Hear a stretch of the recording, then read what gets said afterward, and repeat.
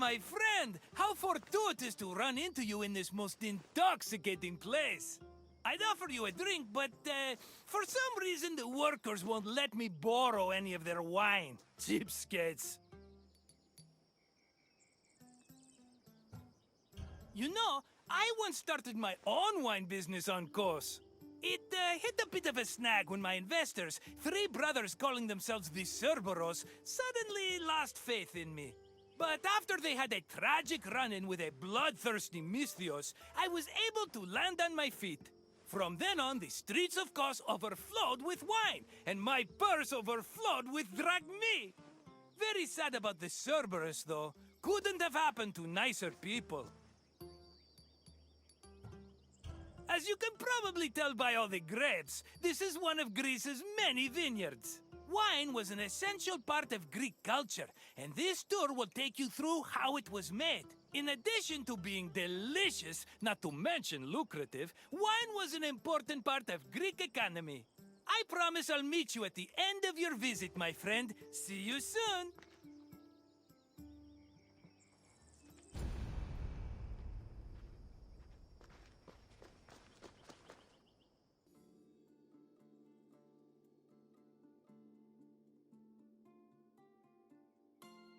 Winemaking dates back to the 4th or 3rd millennium BCE.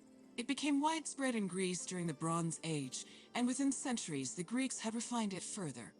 The first step in the process was always harvesting, where grapes grown on rows of vines were collected by vineyard workers. According to Homer, harvesting was often accompanied by music to give it a more festive atmosphere. Ancient Greek wine mainly came in 3 different varieties: Osteros, Glucathion, and Autokratos. It could be flavored with spices, herbs, resin, and even perfume. It was also much stronger than modern wine, with an alcohol percentage of approximately 16%. Because of this, the drink was mixed with water to make it more palatable.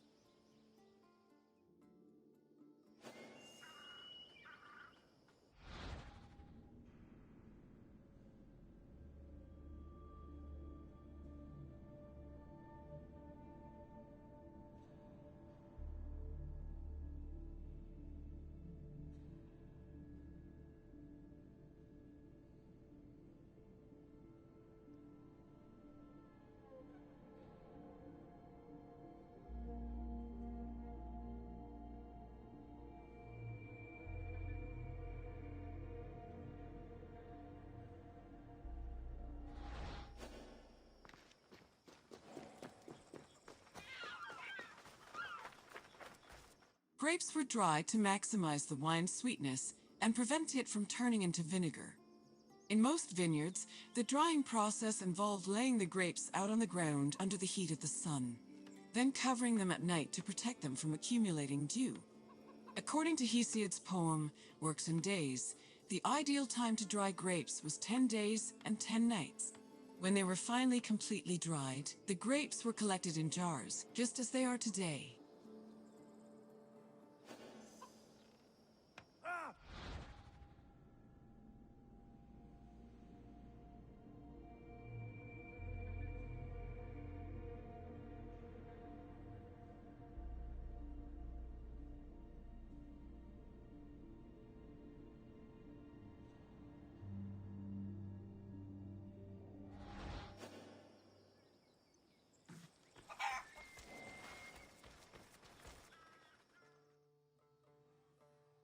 The Greeks had many methods for crushing the harvested grapes. The most common technique was to use a lenos, a large treading vat where workers stomped on grapes with their feet. Alternatively, the Greeks sometimes crushed the grapes by hand using a strainer, mashed them with a mortar and pestle, or squeezed them using a tool called a sack press.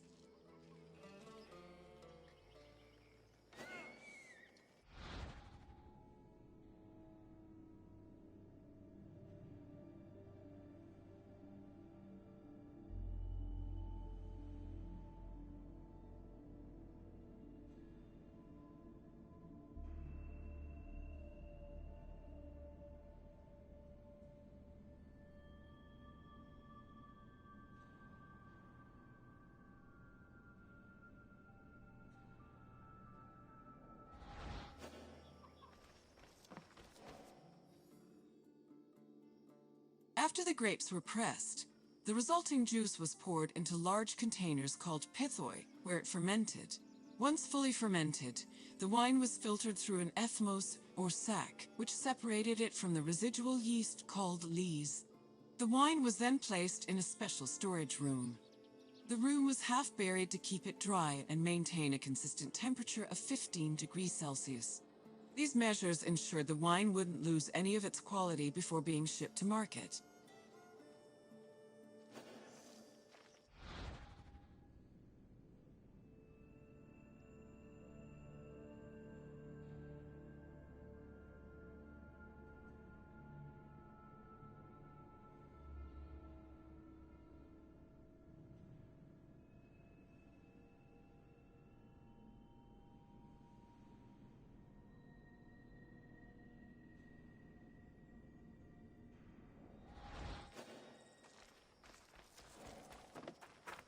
When the wine was ready to ship, it was poured into storage containers called amphoras. These were smaller than pithoi, which made them easier to ship and display in crowded marketplaces. However, that doesn't mean transporting wine was always a safe endeavor. Sometimes ships carrying amphoras as cargo would be wrecked before making it to their destination, losing hundreds of bottles of wine to the sea.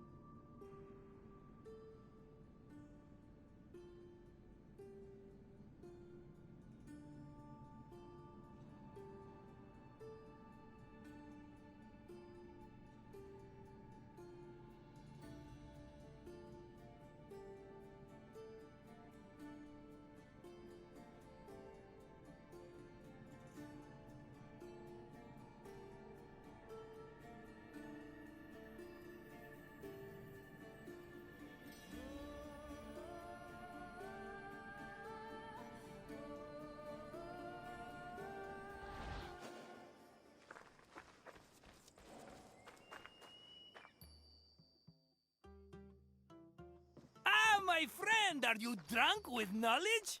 I hope you enjoyed yourself learning about all the picking, stumping, and bottling that goes into making Greece's favorite beverage.